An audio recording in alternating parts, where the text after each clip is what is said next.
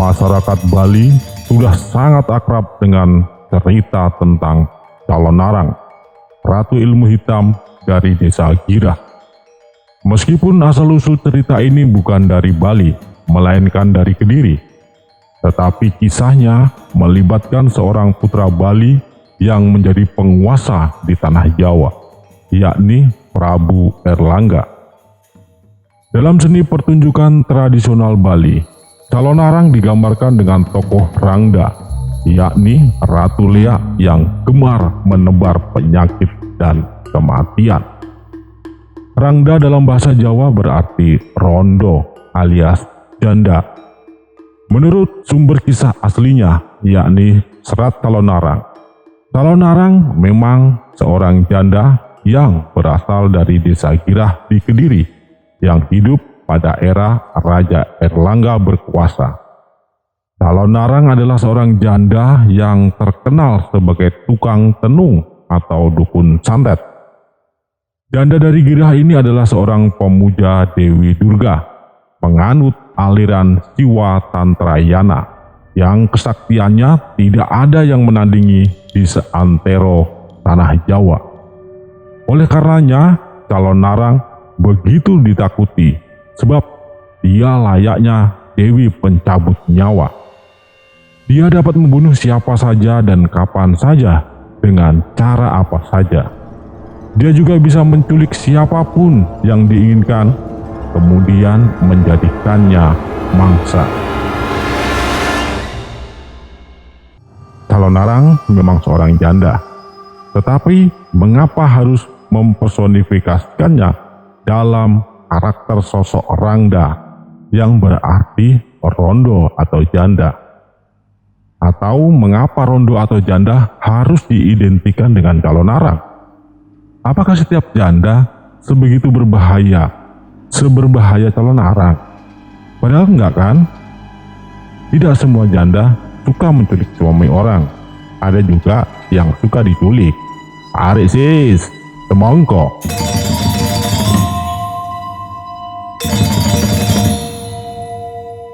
Ampun. Admin minta maaf. Ralat. Tidak semua janda juga mengganggu atau diganggu oleh suami orang. Yakinlah, untuk apa mengganggu suami orang jika yang perjaka atau duda masih ada? Tapi kalau tidak ada, entah juga.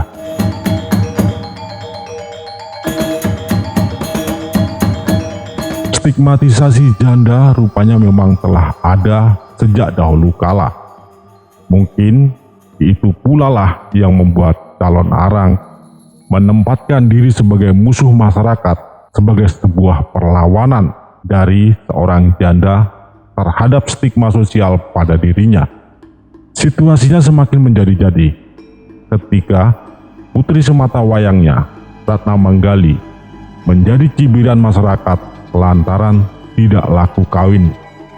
Padahal Ratna Manggali seorang gadis yang sangat cantik. Serat Calon Narang mengisahkan bahwa Ratna Manggali yang cantik jelita itu tidak laku kawin karena tidak ada satupun lelaki yang berani meminangnya. Karena ya itu ngeri dengan ibunya yang dikenal sebagai tukang santet. Gadis yang tidak laku kawin di mata masyarakat kala itu adalah sebuah aib. Daripada tidak laku kawin, seorang gadis lebih baik memilih dikawini secara poligami oleh seorang lelaki. Menjadi istri kesekian dari seorang lelaki jauh lebih terhormat daripada tidak laku kawin dan menjadi gadis tua. Realitas sosial seperti ini memang agak aneh jika kita memandangnya dari perspektif masa kini. Tetapi begitulah faktanya pada masa itu. Realitas sosial seperti itu pula mungkin yang membuat kemarahan Calon Narang kepada masyarakat semakin menjadi-jadi. Dikisahkan bahwa setelah mendengar anak gadisnya yang tidak laku kawin menjadi pergunjingan masyarakat, amarah Calonarang semakin menjadi-jadi. Bersama 6 pengikutnya, yakni Foksirsa, Mahisawadana, Lende, Guyang, Larung, dan Gandhi, Calonarang pergi ke pemakaman pada malam hari, membuat ritual puja kepada Dewi Durga. Ritual tantra dilakukan. Calonarang menari diiringi tetabuhan dan nyanyian mantra serta sesaji mayat segar kepada Dewi Durga. Dewi Durga datang, mengabulkan permintaan Calonarang untuk mendatangkan pagebluk. Pagebluk adalah istilah untuk menyebut pandemi yang kita kenal saat ini, yakni wabah penyakit ganas yang menyebar secara meluas dan masif dan membunuh ribuan orang dalam waktu yang singkat. Permohonan Calonarang untuk menghukum masyarakat yang menurutnya bersalah karena telah melecehkan martabat putrinya ternyata direstui oleh Durga. Namun, Durga mencegah Calonarang agar kutukannya tidak sampai ke pusat kerajaan di mana Raja Erlangga bertahta. Pemirsa, mengapa Dewi Durga mencegah kutukan Calonarang agar tidak sampai ke kota raja? Bagaimana kemudian si janda dari Girah ini berhadapan dengan kekuasaan Erlangga? Bagaimana pula Erlangga dapat menolong rakyatnya atas musibah pandemi yang diturunkan oleh Calonarang? Bagaimana hasil kajian terhadap kisah ini berdasarkan kritik historis? Calonarang, fakta atau fiktif? Simak video ini hingga selesai.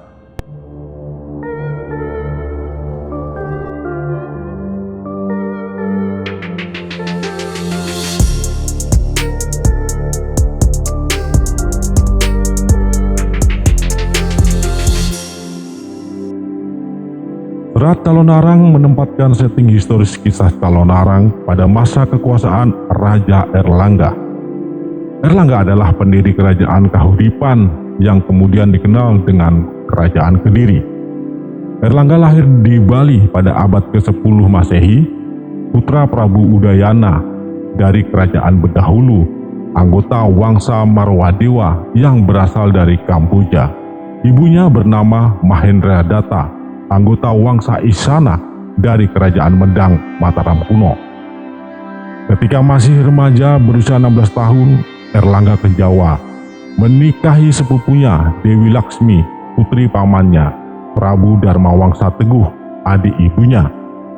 Dharmawangsa Teguh adalah Raja Medang yang pusat pemerintahannya berpindah dari Jawa Tengah ke Jawa Timur, tepatnya di Watan, Magetan saat ini. Ketika pesta pernikahan sedang berlangsung, sekutu Sriwijaya yang ada di Jawa, yaitu Raja Wurawari dari Cepu, menyerbu Watan. Dalam penyerbuan itu, Prabu Dharmawangsa Teguh gugur.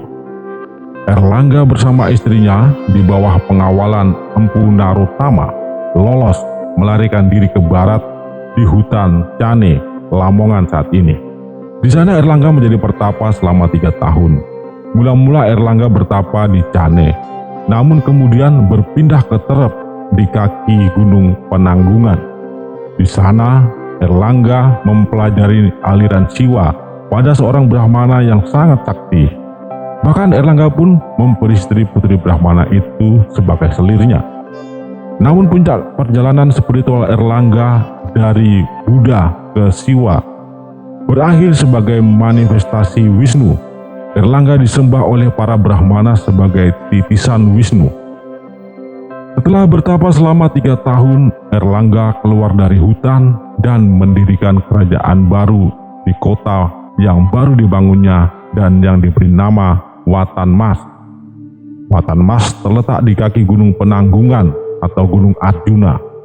Kisah tentang ini tercatat dalam prasasti Pujangan. Ketika Erlangga mendirikan Watan Mas, Sriwijaya mendapatkan serangan dari Chola Mandala, salah satu kerajaan di India. Chola Mandala meluluh lantakkan dan menguasai Sriwijaya. Akibatnya, kekuasaan Sriwijaya yang ada di Pulau Jawa pun melemah. Bersama dengan itu, Erlangga terus melakukan ekspansi. Erlangga berhasil menaklukkan beberapa kerajaan kecil di sekitarnya. Di antaranya adalah Wuratan, Lewa, dan Hasin. Kisah tentang ini tercatat dalam prasasti baru yang diterbitkan tahun 1030 Masehi. Erlangga mulai melakukan ekspansi dan menaklukkan kerajaan-kerajaan di sekitarnya. Mendengar Erlangga mulai melakukan ekspansi dan menaklukkan kerajaan-kerajaan di sekitarnya, seorang penguasa perempuan dari kerajaan Lodoyong Brang Kidul yang berada di Tulungagung saat ini, bernama Ratu Dyah Tulodong, merasa terancam. Oleh karenanya, dia tidak tinggal diam. Ratu Dyah Tulodong tidak ingin diserang oleh Erlangga, maka dia menyiapkan bala tentaranya yang sebagian besar adalah prajurit perempuan. Pasukan Lodoyong menyerang Erlangga. Erlangga dan pasukannya tidak mampu menahan gempuran Lodoyong. Akhirnya melarikan diri sampai ke suatu tempat yang bernama Patakan. Fakta bahwa Erlangga pernah dipecundangi oleh pasukan perempuan Ratu Tulodong dari Lodoyong Brang Kidul tercatat dalam prasasti Sanguran yang berangkat tahun 1031 Masehi. Ratu Tulodong adalah penyembah Durga dan Ganesha. Durga adalah sisi lain Parwati, istri atau sakti Mahadewa Siwa.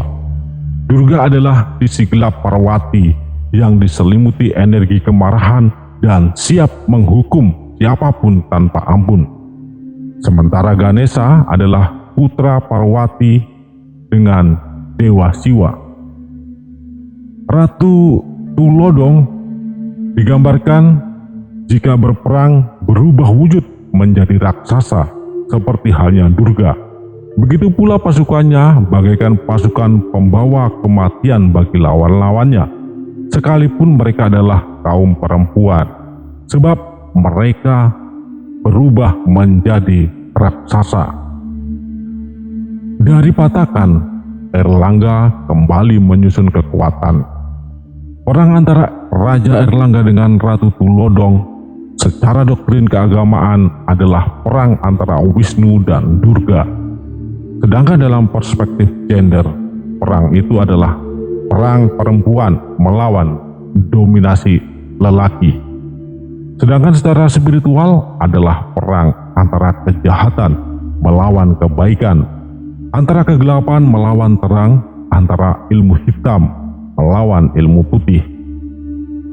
Kekalahan Erlangga terhadap Tulodong dipandang sebagai terjungkalnya hakikat kebenaran, yaitu kebaikan dikalahkan oleh kebatilan, laki-laki dikalahkan perempuan, terang dikalahkan kegelapan, kehidupan dikalahkan kematian.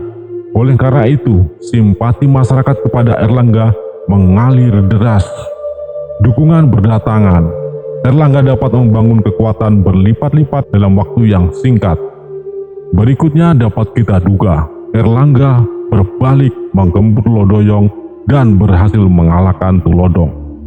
Erlangga tidak membunuh Ratu Tulodong, dia mengampuni Tulodong dan tetap membiarkan hidup serta memimpin Lodoyong Brang Kidul sebagai bawahan Erlangga. Sebagai imbalan dari pengampunan yang diberikan, Tulodong bersumpah setia untuk memberikan dukungan kekuatan kepada Erlangga jika diperlukan. Benar, pasukan Tulodong inilah yang menjadi kekuatan utama Erlangga dalam menaklukkan kerajaan Wengker, juga menghancurkan Raja Wurawari beserta sisa-sisa kekuatan Sailendra lainnya di Pulau Jawa. Kemenangan Erlangga atas Ratu Tulodong ini diabadikan dalam prasasti Terep yang diterbitkan Erlangga tahun 1032 Masehi. Keberhasilan Erlangga mengalahkan Ratu Tulodong dipandang sebagai kemenangan, kebaikan melawan kejahatan, kehidupan mengalahkan kematian. Oleh karena itu, kerajaan Erlangga kemudian dinamai Kahuripan yang berarti kehidupan. Memang tidak ada sumber-sumber sejarah yang menyebutkan adanya hubungan antara calon Narang dengan Ratu Tulodong. Namun berdasarkan kisahnya, setidaknya calon Narang mempunyai ilmu yang sama dengan yang dimiliki oleh Ratu Tulodong. Mungkin karena itu pula, Dewi Durga melarang kutukan kemarahan calon Narang jangan sampai menjangkau kota raja. Sebab Erlangga yang dipandang sebagai titisan Wisnu itu telah berhasil menaklukkan Ratu Tulodong, sang penyembah Durga. Kemarahan Calonarang memang bukan ditujukan kepada Erlangga, tetapi kepada masyarakat, terutama masyarakat di sekitarnya. Tampaknya Calonarang pun tidak berniat untuk bermusuhan dengan Erlangga, sekalipun Calonarang punya kekuatan jika mau bermusuhan dengan Erlangga. Jika Ratu Tulodong menyembah Durga demi mendapatkan mahkota dan tahta, tidak halnya dengan Calonarang. Calonarang lebih memilih sebagai ratu tanpa mahkota dan tanpa tahta, yakni Ratu Ilmu Hitam. Sebagai seorang raja, Erlangga tentu tidak akan tinggal diam ketika rakyatnya mendapatkan musibah. Erlangga mengetahui bahwa wabah penyakit mematikan yang menelan banyak nyawa rakyatnya adalah akibat teluh dari Calonarang. Erlangga kemudian mengirim tentaranya untuk menangkap dan menghukum Calonarang. Namun seberapa banyak tentara yang dikirim Erlangga, semuanya dapat dibinasakan oleh Calonarang. Dan bahkan serangan pasukan Erlangga kepada Calonarang justru membuatnya murka pada sang raja. Calonarang kembali menggelar ritual tantra. Kali ini dia meminta izin kepada Durga untuk menyerang kota raja sebab Erlangga telah memusuhinya. Durga pun merestuinya. Bukan hanya itu, Calonarang juga mengundang pasukan Buto, yakni pasukan siluman berwujud raksasa. Pasukan yang sama yang digunakan oleh Ratu Tulodong. Wabah semakin meluas ke seluruh negeri, termasuk di kota raja. Teror pasukan Buto muncul di mana-mana. Erlangga tak berdaya menghadapi Calonarang. Akhirnya Erlangga, sang avatara Wisnu itu, meminta bantuan seorang pendeta Buddha bernama Empu Barada. Empu Barada tahu untuk menghadapi Calonarang secara langsung sangat sulit, sebab Calonarang tidak terkalahkan oleh siapapun. Jika musuh tidak dapat dihancurkan secara konfrontatif, maka musuh harus dihancurkan dari dalam. Mulailah Empu Barada menyusun siasat. Diutusnyalah muridnya, Empu Bahula yang sakti dan tampan, untuk meminang Ratna Manggali. Ratna Manggali maupun Calonarang tidak menyia-nyiakan. Mumpung ada pemuda yang bersedia meminang, langsung diterima. Ratna Manggali benar-benar jatuh cinta pada Empu Bahula, sebab pemuda itu memang tampan. Empu Bahula pun merasa ngeri-ngeri sedap mendapat istri yang cantik jelita, tetapi mertuanya seram dan mengerikan. Setelah menikahi Ratna Manggali, Empu Bahula tinggal di rumah Calonarang. Hari demi hari dijalani dengan memadu kasih sebagai pasangan pengantin baru. Bulan madu nih ye. Sekalipun sibuk bercinta, Empu Bahula tetap tidak melupakan misinya, mencari tahu kelemahan mertuanya. Calonarang sangat jarang tinggal di rumah. Jika berada di rumah, Calonarang lebih banyak duduk terpekur membaca mantra-mantra dari sebuah kitab rahasia. Akhirnya Bahula mengetahui bahwa rahasia kesaktian Calonarang ada pada kitab tersebut. Pada suatu waktu ketika Calonarang meninggalkan rumah, Empu Bahula berhasil mencuri kitab tersebut, kemudian memberikannya pada gurunya Empu Barada. Empu Barada mempelajari kitab itu, kemudian mengetahui kelemahan Calonarang. Setelah mengetahui kelemahan Calonarang, Empu Barada menghadapi Calonarang secara langsung. Mengetahui bahwa kitabnya telah dibaca oleh Empu Barada, Calonarang merasa kelemahannya pasti telah diketahui oleh pendeta sakti itu. Calonarang sebenarnya sudah menyerah, memohon pengampunan atas dosa-dosanya, dan berjanji untuk bertobat asalkan dibiarkan tetap hidup. Empu Barada merasa tidak ingin mengambil risiko. Lagi pula dosa Calonarang sudah hitam pekat sehitam arang. Empu Barada tidak memberinya ampun. Akhirnya terjadilah pertempuran sengit antara keduanya. Calonarang terbunuh. Purbacaraka menduga serat Talonarang ditulis tahun 1462 Saka atau 1540 Masehi. Jarak antara peristiwa dengan penulisannya kurang lebih 500 tahun. Sebelumnya kisah itu hidup dalam tradisi tutur masyarakat di Jawa dan Bali. Purbacaraka menduga sosok Talonarang yang dimaksudkan tidak lain adalah Ratu Tulodong. Berhubung karena kisah itu terlalu lama hidup dalam tradisi lisan, sehingga ketika dilakukan transliterasi ke dalam sebuah kisah tertulis, sudah banyak hal berubah. Sekalipun ilmu hitam warisan Talonarang masih hidup hingga saat ini, yakni ilmu santet, tenung, teluh, dan makhluk jadi-jadian yang di Bali dikenal sebagai Lea. Talonarang dipercaya sebagai ratunya Lea. Hal menarik lainnya dari kisah Talonarang ini adalah hubungan istimewa antara Raja Erlangga dengan guru spiritualnya Empu Barada. Raja Erlangga adalah seorang penganut Hindu, bahkan diyakini sebagai avatara Dewa Wisnu. Sedangkan Empu Barada adalah pendeta Buddha. Bukan hanya dalam menghadapi Talonarang saja Erlangga meminta bantuan Empu Barada. Bahkan ketika Erlangga hendak lengser ke Prabon dan membagi kerajaannya untuk kedua putranya, Empu Baradalah yang ditugasi untuk membagi kerajaan itu menjadi dua, yakni Kerajaan Jenggala dan Panjalu. Empu Barada memberikan kutukan barang siapa melanggar garis yang sudah dibuatnya dengan air suci akan celaka. Kutukan itu dimaksudkan untuk memagari agar kedua kerajaan itu tidak saling berebut wilayah lagi. Namun menurut Prasasti Mahasokbya yang diterbitkan tahun 1289 oleh Kertanegara Raja Singasari, kutukan Empu Barada itu sebenarnya telah dipatahkan oleh Wisnuwardana yang berhasil menyatukan kedua kerajaan tersebut.